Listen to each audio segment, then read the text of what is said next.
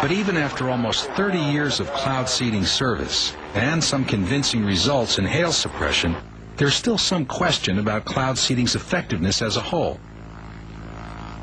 Scientists do generally accept that cloud seeding affects the clouds. They just can't measure or prove the results. The problem you have in showing that it works in nature is that you can't do controlled experiments.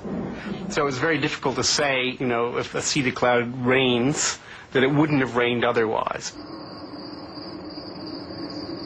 Even without definitive proof, cloud seeding continues to be practiced in over 34 countries worldwide. But silver iodide and dry ice nuclei are Stone Age technologies compared to today's higher-tech particle payloads.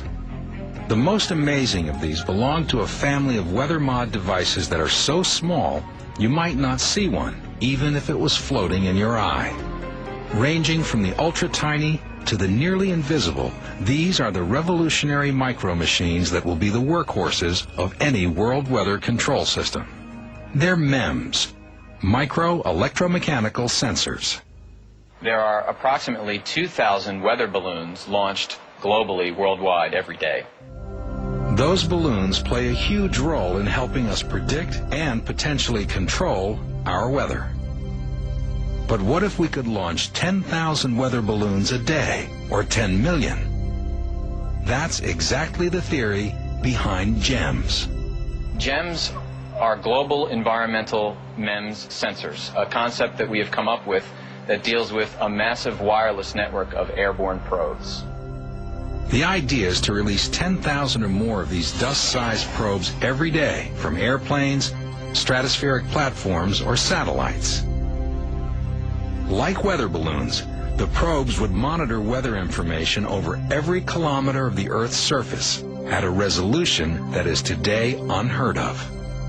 We envisioned that the GEMS probe itself would have a bio-inspired design, something like a maple seed or a dandelion seed that actually incorporates the constructs of nature to achieve aerodynamics and buoyancy. With an ongoing stream of millions of measurements, the accuracy of our picture of the atmosphere could improve 1,000 times over.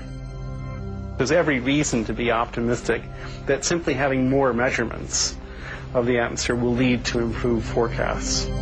It's also possible that the GEMS themselves could be made to play an active role in cloud dynamics. In effect, cloud seeding with 1 million microscopic computers.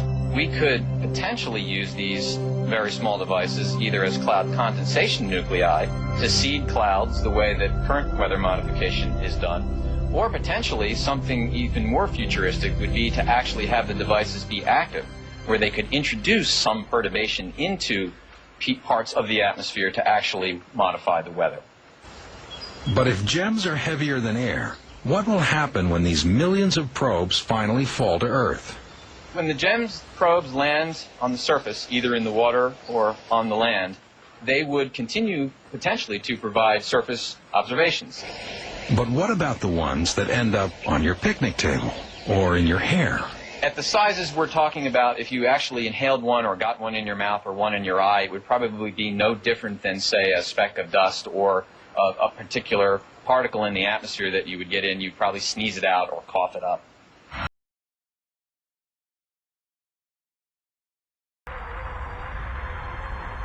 Entering Mars thermosphere, phase transition engine reaction power decreasing.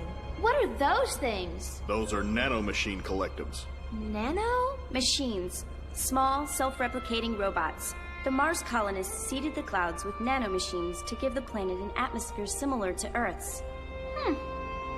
Yes, and the nanomachines serve a dual purpose. For even as they continue to maintain a stable atmospheric composition, they also function as shields to protect the surface from harmful space radiation. Passing through the first layer of nanomachines. Isn't it dangerous to have something like that passing through the Nadesico? There's nothing to worry about.